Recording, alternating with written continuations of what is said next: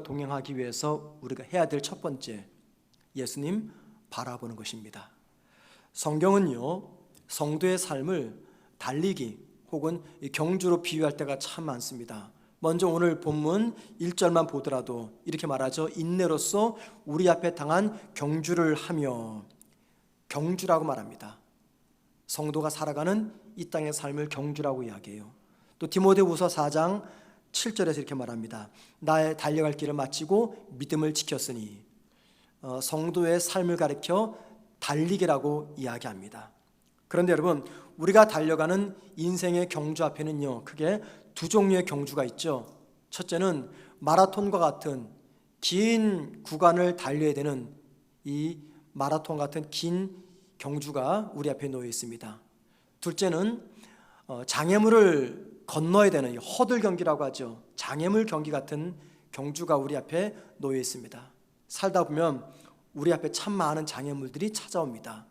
죄, 유혹, 실패, 좌절, 절망, 상처, 고통, 슬픔, 눈물, 이별 등과 같은 많은 장애물들이 우리 앞에 찾아옵니다. 그리고 우리의 힘만으로는 그 장애물들을 제대로 건너갈 수가 없습니다. 해서 주님은 그 장애물을 어떻게 건너가야 될지 도움을 저희들에게 말씀하셨는데, 첫 번째 데살로니가 전서 5장 17절에 그 방법을 말하기를 쉬지 말고 기도해라 라고 말합니다. 로마서 12장 12절에 기도에 항상 힘쓰라 말합니다.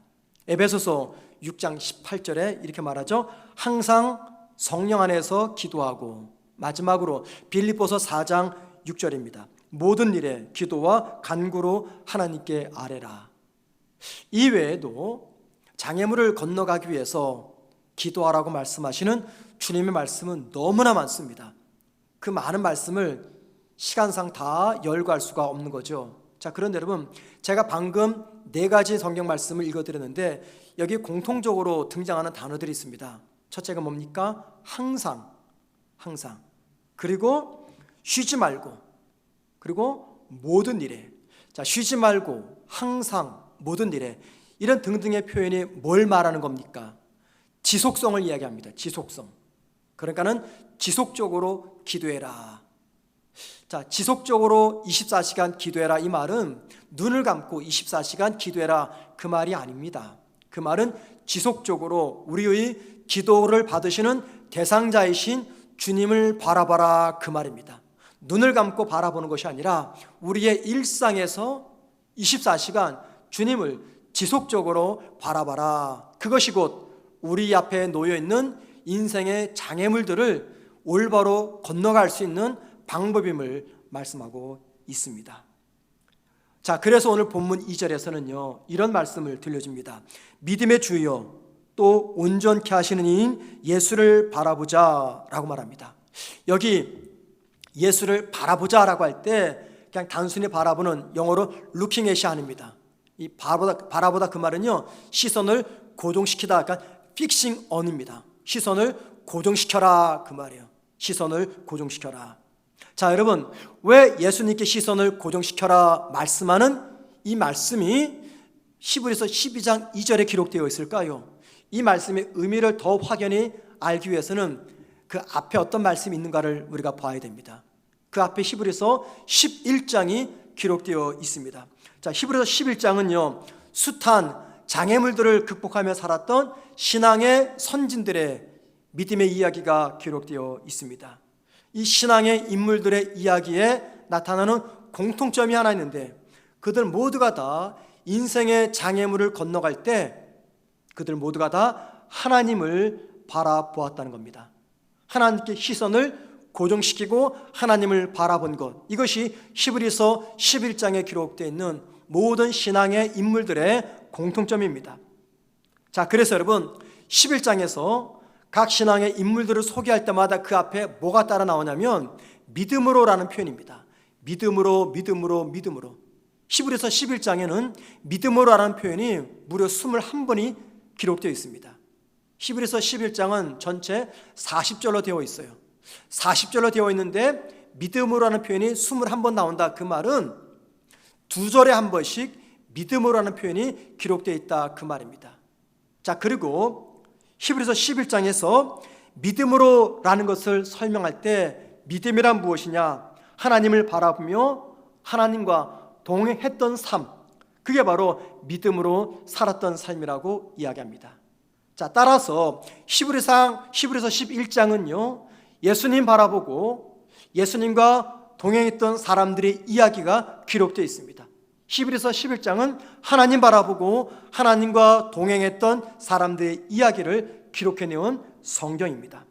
히브리서 저자는 11장에서 주님 바라보고 인생의 장애물을 극복한 사람들의 이야기를 이렇게 기록해 놓은 다음에 12장 1절을 그러므로라는 접속사로 시작합니다.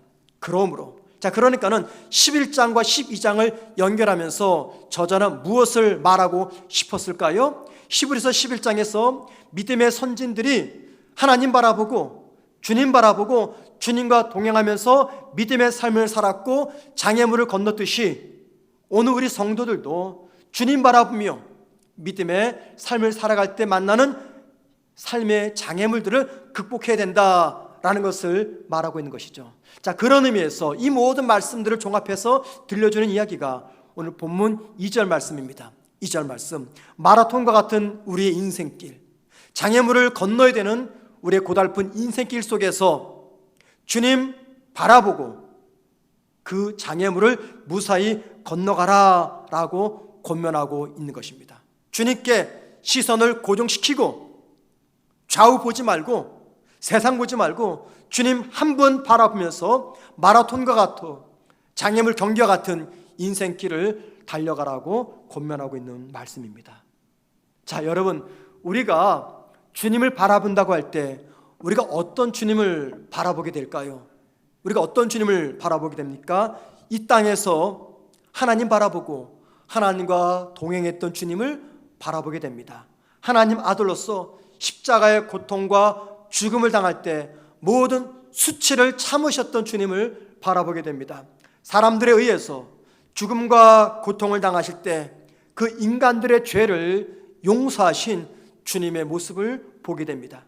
하나님이셨던 주님에게 인간에 의해 십자가에서 고통을 당하고 죽으심을 당하신 것, 이것보다 더 큰 고난의 장애물이 또 어디 있겠습니까? 그래서 여러분, 주님 당하신 십자가의 고통과 십자가의 죽음은요, 우리 인생들이 당하는 모든 고난들이 다 담겨져 있는 마치 고난의 장애물의 종합 세트와 같다라고 말씀드릴 수가 있어요. 우리가 이 땅에서 당하는 고난, 만나는 장애물, 이 모든 것들이 하나님이셨던 주님께서 겪으셨던 십자가 고통 속에 다 담겨 있다, 그 말입니다. 그래서 주님의 십자가 고통은 인생에 당하는 모든 고통의 종합 세트라고 말할 수가 있습니다. 자, 그런데 여러분, 주님은 그 고난의 종합 세트 앞에서 어떤 반응을 보여주셨습니까? 주님은 그 고난과 장애물의 종합 세트 앞에서 하나님을 바라보셨던 반응을 보여줍니다. 자, 누가복음 23장 46절입니다. 예수께서 큰 소리로 불러 이르시되 아버지여 내 영혼을 아버지 손에 부탁하나이다. 이 기도가 언제 드린 기도입니까? 죽는 순간에 드린 기도입니다. 예수님의 마지막 기도입니다. 최고로 주님이 고통스러운 순간에 드린 기도입니다. 뭘 보여줍니까? 주님은 최고로 고통스러운 순간에 누구를 바라본 겁니까? 하나님을 바라보신 겁니다. 십자가에서 이 마지막 기도는요, 마지막 죽는 시간조차까지도 하나님을 바라보셨던 주님의 모습을 보여줍니다. 주님이 이 땅에 인간의 몸으로 오신 순간부터 십자가에서 숨을 거두시는 그 순간까지 지속적으로 주님께서 바라보셨던 분은 다름 아닌 하나님이었습니다. 이 땅에 나신 순간부터 십자가에서 숨을 거두시는 순간까지 우리 주님께서 보이셨던 반응은 하나님을 바라보는 반응이었습니다. 그리고 주님이 하나님을 바라보셨기 때문에 이 땅에서 겪었던 모든 고통과 모든 수치를 참을 수 있었다라고 오늘 본문에서는 말씀하고 있습니다. 자, 여러분, 히브리서 저자는 우리가 이 주님을 바라보게 될 때 우리도 주님처럼 우리 앞에 놓여 있는 모든 장애물들을 무사히 지나갈 수 있다라고 권면하고 있습니다. 자, 우리 앞에는요, 얼마 전에 이제 막 출발한 2021년이라고 하는 달려야 될 경주의 코스가 우리 앞에 놓여 있습니다. 그리고 달려야 될 그 길 앞에는요, 죄, 유혹, 실패, 상처, 절망, 고통 등과 같은 이 장애물들이 나를 기다리고 있을 겁니다. 어떻게 그 모든 장애물들을 통과하고 마침내 2021년도를 달려갈 수가 있겠습니까? 그것은요, 2021년 지속적으로 우리의 시선을 주님께 고정시킨 후 주님을 바라보셔야 됩니다. 그 길밖에 없습니다. 저는 솔직히 오늘 말씀을 준비하면서 이런 생각이 들었어요. 주님 바라봐야 내 믿음이 견고해지고, 주님 바라봐야 2021년 내 앞에 다가오는 장애물들을 무사히 넘어갈 수 있다라고 말씀하시는 오늘의 설교가 과연 성도들에게 어떻게 들릴까? 나는 이 말씀을 분명히 믿고 전하는데 과연 성도들은 내 설교에 동의하실까?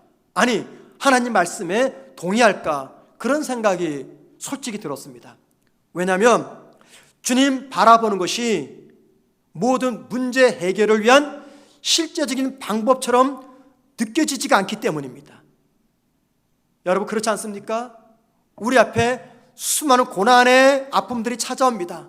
인생의 장애물들이 하나둘 찾아옵니다. 그때 그 문제들을 해결하는 실제적인 방법이 주님을 바라보는 것, 이게 여러분 동의가 되십니까? 솔직하게 설교하는 제 자신도 마음 한켠에는 과연 이게 가능할까라는 생각이 들 때가 있습니다. 솔직히 그래요. 하물며 여러분들은 어떨까요? 사랑하는 성도 여러분, 한번 정직하게 생각해 보십시다. 저의 이 설교에 여러분 동의하십니까? 그래서 주님을 바라보기만 하면은 내 인생길 앞에 놓여 있는 모든 장애물들을 내가 넘어갈 수 있다고 여러분들은 믿고 동의하십니까?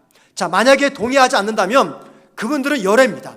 그러나 만약에 여러분 중에 제 말씀에 동의가 되신다면 한번 정직하게 물어보십시오.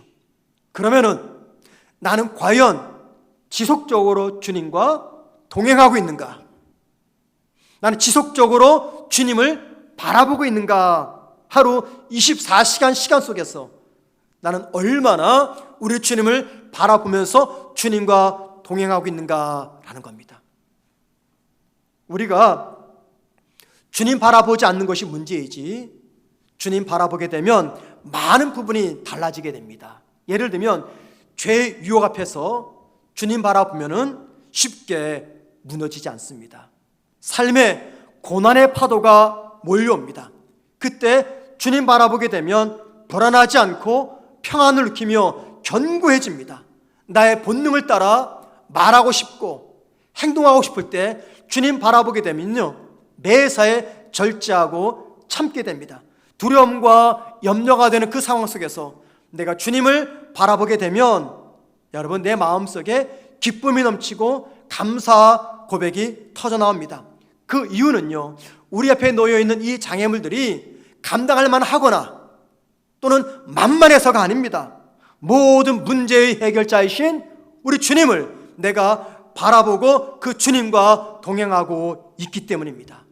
그래서 히브리서 11장은요, 우리가 주님 바라보기 때문에 잘 참아내고 주님 바라보기 때문에 기뻐하며 감사하며 마음을 지키며 낙심하지 않고 포기하지 않는 것, 바로 그것을 가르쳐서 믿음의 삶이라고 이야기합니다. 이게 바로 믿음의 삶입니다. 자, 그런데 이런 말씀을 듣게 되면 믿음의 이 원리를 모르는 분은 아무도 없을 겁니다. 이런 설교 얼마나 많이 들었어요, 예수 믿으면서. 그래서 믿음의 이 원리는 우리 모두가 너무나 다 잘 알고 있는 내용입니다. 그런데 문제는 뭐냐면 아는 것만큼 내가 지속적으로 주님 바라보고 주님과 동행하고 있느냐라는 겁니다. 여러분, 이 질문에 그렇다라고 대답하기가 무척 어렵습니다. 우리가 오랫동안 예수를 믿는데 믿음이 자라질 않아요. 수십 년 예수를 믿어도 변화가 없습니다. 쉽게 분노합니다. 쉽게 내가 고함을 칩니다. 쉽게 절망합니다. 참지 못합니다. 왜 그렇습니까? 예수 수십 년 믿는데도 왜 그래요? 그 이유는 지속적으로 내가 주님을 바라보지 않고 주님과 동행하지 않기 때문입니다. 자, 여러분은 어느 정도 주님을 바라보십니까? 그리고 얼마 정도 주님과 동행하십니까? 예배당에 올 때 그때 주님 생각하고 주님 바라보십니까? 예배당에서 예배 드릴 때 그때 예수님 바라보고 예수님 생각하십니까? 성경 읽을 때 주님 바라보시고 주님 생각하시죠. 그런데 여러분, 정말 안타까운 분들이 계십니다. 교회당에 오는 시간조차도 예수님 생각하지 않는 분입니다. 예배당에서 지금 예배를 드리는데도 예수님 바라보지 않는 분입니다. 예배당에서 열심히 봉사하는데도 주님 바라보지 않고 주님 생각하지 않는 분들입니다. 다양한 봉사를 합니다. 신앙의 활동도 합니다.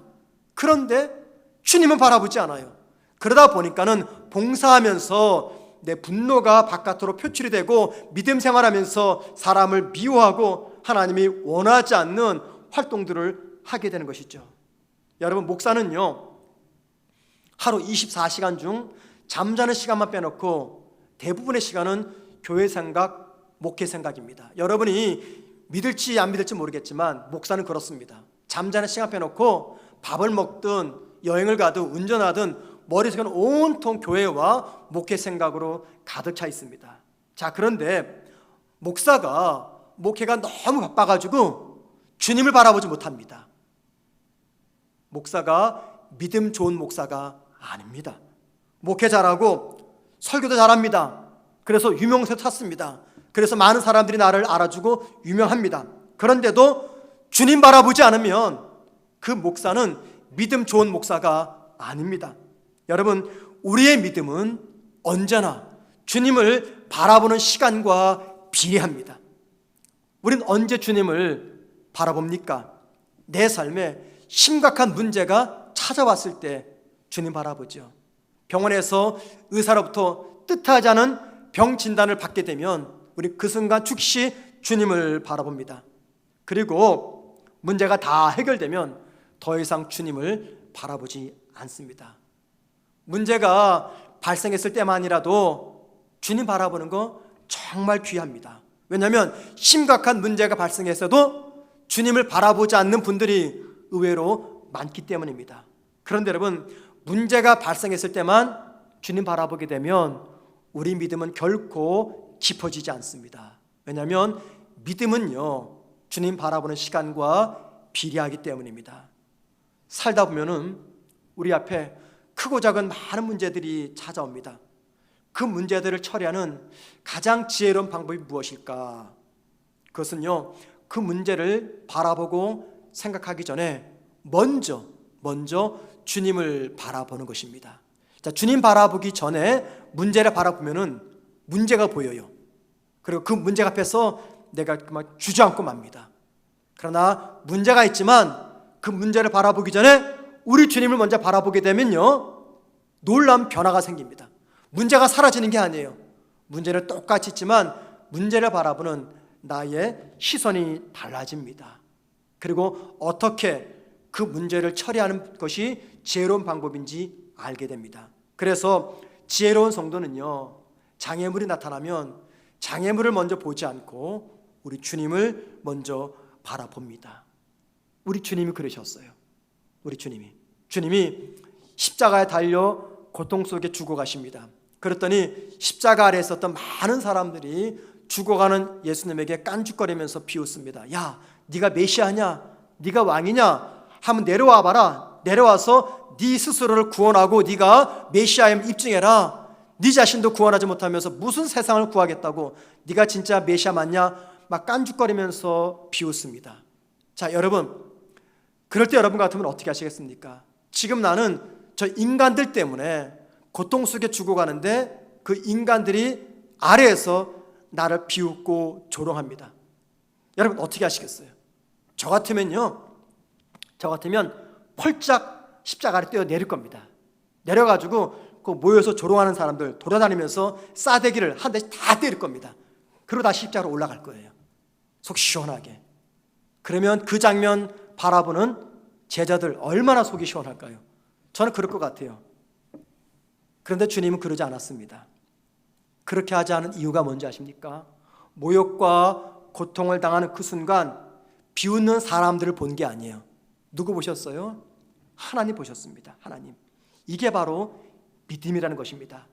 성도가 무엇을 하든 어떤 일을 만나든 무슨 결정을 하든지 주님 바라보면서 내 하고 싶은 거 다 하지 않고 참고 절제하고 내려놓고 포기하는 것, 양보하는 것, 이게 바로 믿음입니다. 주님은 고난받는 십자가 위에서 우리에게 믿음이 무엇인가를 보여주고 알려주셨습니다. 그런데 우리는 주님처럼 살아가지 못합니다. 왼뺨을 맞으면 오른뺨을 돌려대는 것, 이게 믿음의 도리인 줄 알면서도 우린 그렇게 살아가지 못합니다. 오히려 누군가가 내 왼뺨을 때리면요, 오른뺨을 갖다 주기보다도 오히려 내가 그 사람의 왼뺨을 때리고 오른뺨까지 때립니다. 하나님 말씀대로 살면 잘 되고 세상 방식대로 살면 망한다라는 것을 믿음의 머리로는 잘 알겠어요. 믿음의 머리로는. 그런데 우리 마음은 우리 머리와 다른 선택을 하라고 말합니다.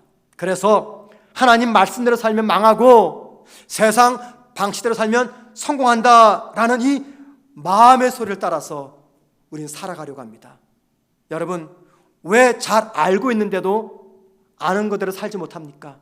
왜 잘 믿는데도 믿는 바대로 살아가지 못합니까? 그것은요, 내 안에 우리 주님이 항상 계시다고 하는 이 믿음이 없기 때문입니다. 예배당에 와서 주님이 내 안에 계실 수는 있어요.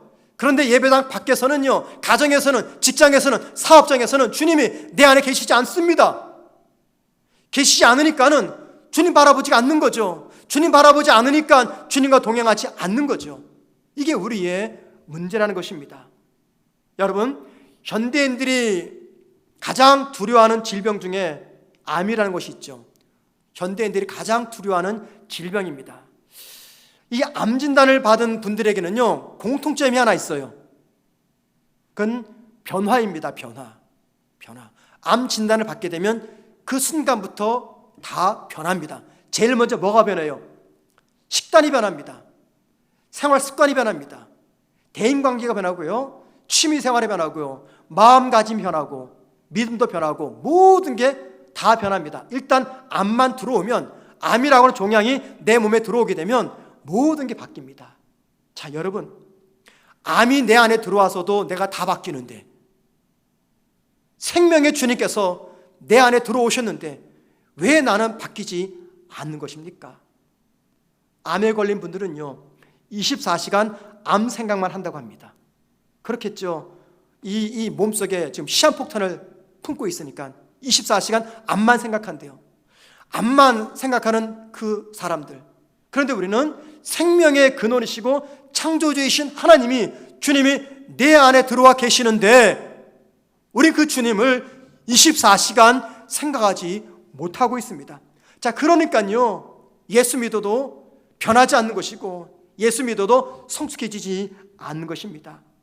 사랑하는 성도 여러분, 꼭 기억하셔야 됩니다. 우리가 주님 바라보고 주님 생각하고 주님과 동행하는 시간이 더 늘어나게 되면요, 어떤 결과가 주어지는지 아십니까? 주님이 내 삶에 주도권을 딱 주게 되세요. 내가 주님을 바라보고 주님 생각하고 주님과 동행하면 내 안에 계신 주님이 내 삶의 주도권을 꽉 쥐고 계십니다. 주님이 내 삶의 주도권을 쥐고 계시면 우리에게 어떤 변화, 어떤 역사가 나타나는지 아세요? 잠언 3장 5절과 6절은 그 결과를 이렇게 말합니다. 보십시오. 너는 마음을 다하여 여호와를 신뢰하고 내 명철을 의지하지 말라. 너는 범사의 그를 인정하라. 거기까지 보세요. 여호와를 신뢰하고 그 다음에 너는 범사의 그를 인정하라. 하나님을 신뢰하고 하나님을 인정해라. 이게 뭐예요? 오늘 설교로 풀어 말하자면 하나님을 바라봐라, 그 말입니다. 하나님을 생각해라 그 말입니다. 하나님과 동행해라 그 말입니다. 그러면 어떤 결과가 주어집니까? 그 뒷부분 보십시오. 그리하면 내 길을 지도하시리라. 여기 지도하시리라 이 번역이 잘못됐어요. 지도가 아닙니다. 곧게 펴주시리라 말입니다. 곧게 펴주겠다. 곧게 하겠다. 인생의 장애물을 만나서 우리가 깨어집니다. 찌그러집니다. 부서집니다. 죄의 유혹에 넘어가서 내 영혼이 파괴가 됩니다. 그런 저와 여러분이 주님을 바라보고 주님 생각하고 주님과 동행하게 되면 주님이 내 인생의 주도권을 딱 주신 다음에 찌그러지고 부서진 내 삶을 곧게 펴주시겠다고 약속하고 있는 것이에요. 그러니 여러분, 주님 바라보고 주님과 동행하는 것이 얼마나 큰 축복입니까? 언젠가 어느 유학생의 블로그에서 그가 쓴 글을 제가 읽은 적이 있습니다. 이 부부가 결혼을 하고 막바로 미국으로 유학을 갔어요. 유학 중에 아내가 첫 아이를 임신하게 된 겁니다. 얼마나 기쁘겠어요. 그런데 조금 시간이 지나고 나니까 그만 유산이 되고 말았습니다. 자, 슬픔을 잘 극복하고 잠시 뒤에 또 두 번째 아이를 임신하게 됐어요. 그런데 조금 지나니까 그 둘째까지도 유산하게 된 겁니다. 얼마나 낙심이 이 부부가 되겠습니까? 결국 시간이 지나서 마음 추스리고 세 번째 아이가 또 생겼어요. 그래서 이 셋째는 꼭 낳아야 되겠다 해서 노심초차 끝에 10달을 보내면서 지극정성으로 아이를 잘 돌봤어요. 그리고 건강하게 순산을 하고 아이가 태어났어요. 그런데 태어난 아이가 몸이 조금 상태가 좋지 않았습니다. 그리고 한 달 동안에 병원에 입원시켰다가 퇴원을 하고 집에 와서 일주일 만에 이 아이가 죽고 말았어요. 이 아이는 세상에 있지 않습니다. 대신에 병원 진료비가 약 8천만 원만 남았다고 합니다. 갚을 길이 막막하죠. 그럼에도 남편은 공부를 해야 되니까 공부를 계속해서 해 나갑니다. 자, 박사 과정에 있는 학생들은요, 어떤 학술회나 학회 때 논문을 기고해야 돼요. 그게 이제 나중에 점수가 돼가지고 학교 교수나 연구소에 들어갈 수가 있거든요. 그래서 이 사람도 열심히 학술지에 논문을 기고했는데 번번이 탈락이 되고 채택이 안 되는 겁니다. 큰 낙심 끝에 어느 날 다행히 큰 학회에 자기 논문을 실을 기회가 생긴 겁니다. 그런데 최종 결과는 자기보다 훨씬 못한 미국 학생의 논문이 실리게 된 거예요. 자, 이 남자는 그만 탈락이 되고 말았습니다. 자, 이런 일들을 연거푸 겪으면서 모든 희망이 사라졌어요.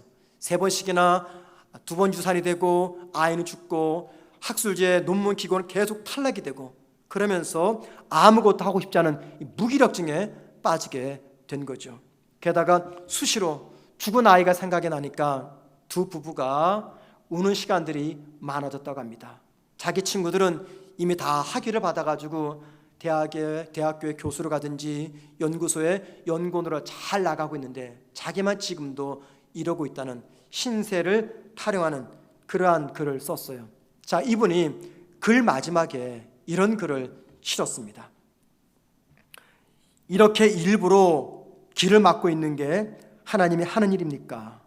아내는 제자 훈련 중에 아픈 아기를 낳았고 또 저는 제자 훈련 중에 다시 한번 좌절을 겪었습니다. 도대체 하나님이 우리를 사랑하는 근거가 뭡니까? 왜 교만으로 가득 찬 무늬만 신자인 사람이 떵떵거리면서 잘 살고 있는 겁니까? 자, 이 글에 전반적으로 흐르고 있는 분위기는 분노였습니다. 분노. 하나님이 어떻게 이럴 수 있느냐라고 하는 분노였습니다. 자, 여러분, 만약에 이런 일이 저와 여러분에게 닥쳤다면 우린 어떻게 할까요? 여러분 어떻게 하시겠습니까? 제가 봐도 분노하고 화내는 게 맞습니다. 만약 누군가가 이런 문제로 저에게 상담을 해왔다면 목사인 나는 그분들에게 무슨 말을 할 수 있을까 생각을 해보면요, 할 말이 아무것도 없습니다. 그런데 그 과정에 한 가지는 꼭 말해주고 싶어요. 한 가지는 지금은 고통의 원인과 이유를 분석하고 밝히는 시간이 아니라는 겁니다. 따질 때가 아니에요. 어렵겠지만 일단은 고통의 현실을 받아들여야 드리고 거기서 빠져나와야 됩니다. 왜 하필 나에게 이런 일이 하면서 고통의 원인과 그 이유를 따지고 분석해도요, 그 순간은 절대 답이 안 나옵니다. 혹 여러분 가운데 이런 위기를 겪었을 때 그 위기 속에서 왜 이런 일이, 원인을 규명하지 마십시오. 그때는요 절대 답을 찾아낼 수가 없습니다. 답을 못 찾아요. 마치 이런 겁니다. 빌딩이 무너졌습니다. 무너진 빌딩에 깔려서 피가 철철 흘러넘치고 있는데 그 깔린 그 속에서 무슨 생각합니까? 왜 빌딩이 무너졌을까? 원인 규명하는 거예요. 그 순간은요 원인 규명하는 시간이 아니죠. 가능한 빨리 빠져나와야 됩니다. 빌딩이 무너진 원인은 살아난 다음에도 늦지 않아요. 여러분, 우리의 삶 가운데 절망, 분노, 암담한 현실, 참담한 미래, 불확실한 상황, 믿음의 시험, 아픈 가족사, 경제적인 위기 등의 장애물이 찾아올 때가 있습니다. 우리 정말 착하고 열심히 성실하게 살아왔는데 이런 장애물이 내 앞에 놓여있는 그 상황이 있습니다. 그때 그 이유가 무엇인지 그 순간 밝히지 마십시오. 찾을 수가 없습니다. 중요한 건 뭐냐면 원인을 규명하는 게 아닙니다. 원인을 규명하는 게 아니에요. 그 장애물을 극복하고 넘어가는 것입니다. 장애물을 극복하고 넘어가기 위해서 저와 여러분이 제일 먼저 해야 될 일, 그건 다름 아닌 주님께 시선을 고정시키고 주님을 바라보는 것입니다. 주님은 그 상황에서 내가 무엇하기를 원하시는지 주님을 바라보고 주님의 음성을 들으셔야 됩니다. 바로 그것이 믿는 자에게 주어진 최우선순위라는 것입니다. 우리보다 먼저 앞서 살았던 믿음의 사람들 중에 우리가 겪었던 고난보다 더 많은 고난을 겪고 마침내 믿음으로 승리한 사람들이 있습니다. 그 중에 한 사람이 요셉입니다. 요셉. 만약에 요셉이 이 시간 이 강단에서 저와 여러분에게 설교합니다. 설교의 주제는 주님을 바라보자, 이 주제를 가지고 설교한다면 요셉은 어떤 설교를 우리에게 들려줄까요? 분명히 요셉은 이렇게 설교를 우리에게 들려줬을 것입니다. 저희 어머니는 제가 태어난 지 얼마 안 돼 동생을 낳다가 죽고 말았습니다. 저는 배다른 형제들에게 미움을 받아 어린 10대 때 노예 상인에게 팔렸습니다. 애굽에서 비록 노예였지만 열심히 살려고 노력했습니다. 그런데 억울한 누명을 쓰고 죄수의 몸으로 감옥에 갇히게 되었습니다. 감옥에서 잊혀진 존재가 되었고 감옥에서 그대로 죽는 줄 알았습니다. 그런데 그런 나를 하나님께서 애굽의 총리로 세우셨습니다. 나는 남들에 비해 인생의 경주 출발이 험난하고 어려웠습니다. 내 인생 여정 가운데 형들에 의해 팔려가는 비참함도 있었습니다. 그래도 나는 포기하지 않고 소망을 가졌습니다. 나는 믿음을 붙잡았습니다. 나는 내 삶의 매 순간마다 하나님을 바라보며 생각하며 하나님과 동행했습니다. 나는 힘들고 어려운 가정에서 제대로 교육받지 못하고 힘들게 자랐지만 믿음의 경주에서 승리했습니다. 여러분도 할 수 있습니다. 용기를 내세요. 소망을 가지세요. 절망을 차버리세요. 주님을 바라보며 주님과 동행하세요. 여러분, 이런 이야기는 요셉뿐 아니라 히브리서 11장에 기록된 장애물을 건넜던 수많은 신앙의 선진들이 저와 여러분에게 들려주고 싶은 이야기일 겁니다. 그래서 오늘 본문 1절에서는 우리 주변에 히브리서 11장에서 기록된 수많은 신앙의 선진들이 우리를 지켜보면서 응원하고 있다고 기록하고 있습니다. 주님이 우리에게 주신 마지막 명령이 마태복음 28장 20절입니다. 한번 보십시오. 내가 너희에게 분부한 모든 것을 가르쳐 지키게 하라. 여러분, 이 말씀이 뭡니까? 주님의 복음을 땅끝까지 전하라는 주님의 명령입니다. 그런데 여러분, 주님은 저와 여러분에게 이 마지막 명령만 주신 게 아닙니다. 마지막 약속도 하셨어요. 마지막 약속. 그 뒷부분 보십시오. 볼지어다 내가 세상 끝날까지 너희와 항상 함께 있으리라 하시니라. 사명만 준 게 아니라 마지막 약속을 하셨어요. 그 약속이 뭡니까? 내가 세상 끝날까지 너희와 항상 함께 있겠다라는 약속입니다. 이 약속을 믿기 때문에 사명자들이 땅 끝까지 가서 목숨 걸고 복음을 전하는 것입니다. 이 약속을 붙잡지 못하면요, 성도는 아무것도 하지 못해요. 할 능력도 없습니다. 의지도 생기지 않습니다. 그런데 세상 끝날까지 내가 너희와 항상 하겠다라고 하는 이 주님의 말씀 내가 분명히 믿는데 못할 게 뭐가 있습니까? 못 갈 곳이 어디가 있어요? 뭘 못 참습니까? 뭘 내려놓지 못하십니까? 뭘 절제 못합니까? 다 할 수 있어요. 왜요? 살아계신 주님께서 세상 끝날까지 나와 함께 하시겠다고 약속하셨는데 이 약속을 믿는 성도가 못할 게 무엇입니까? 그래서 우리가 주님을 바라보는 것입니다. 왜요? 주님이 나와 함께 하시겠다고 약속하셨기 때문에, 그래서 우리가 주님을 바라보고, 그래서 저와 여러분이 내 삶의 환경이 어떠하든지 주님과 동행하고 있는 것입니다. 예수 믿어도 절대 사람 안 바뀌어, 이런 분들이 있죠. 절대 사람이 안 바뀌어. 여러분 정말 그렇습니까? 내 개인의 경험을 가지고 그런 말씀하시면 안 됩니다. 예수 믿으면 사람 안 바뀝니까? 변합니다. 여러분, 내가 예수를 믿어요. 그 주님이 항상 나와 함께 하심을 믿습니다. 그리고 내가 그 주님을 매 순간 바라봅니다. 그리고 그 주님과 내가 매일매일 동행합니다. 그런데 어떻게 안 바뀌어요, 여러분들? 안 바뀔 수가 없죠. 안 바뀌는 이유는 내 안에 계신 주님을 내가 믿지 못하고, 주님 바라보지 못하고 주님과 동행하지 않으니까 내가 안 바뀌는 거예요. 진짜 이 말씀의 원리대로 살아가게 되면 저는 바뀔 겁니다. 여러분도 바뀔 겁니다. 우리가 종종 영적으로 침체에 빠질 때가 있어요. 왜 영적인 침체에 빠집니까? 우리 인생에 크고 작은 문제가 찾아올 때가 있어요. 그 앞에서 우리는 낙심합니다. 좌절하죠. 분노합니다. 두려워합니다.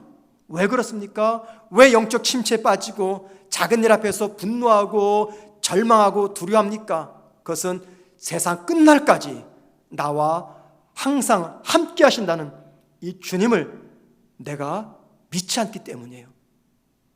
그 주님을 내가 바라보지 않기 때문입니다. 그 주님과 동행하지 않기 때문입니다. 사랑하는 성도 여러분, 제가 여러분에게 마지막으로 질문하고 싶은 것이 있습니다. 여러분은 주님을 믿은 지 얼마나 되십니까? 얼마나 되셨어요? 이 질문에는 답하기가 어렵지 않을 겁니다. 우리가 10년, 20년, 30년간 주님을 믿어옵니다. 자, 그러면 여러분이 그 기간만큼 믿고 있는 그 주님을 날마다 지속적으로 바라보십니까? 그리고 그 주님과 동행하고 계십니까? 주님을 만난 뒤 평생 주님 바라보고 살았던 사도 바울이 감옥에 갇혔습니다. 그의 인생에 어두운 지금 장애물이 찾아온 거죠. 그 감옥에서 바울이 이런 고백을 합니다. 빌립보서 4장 11절과 13절, 제가 쉬운 번역으로 한번 읽어보겠습니다.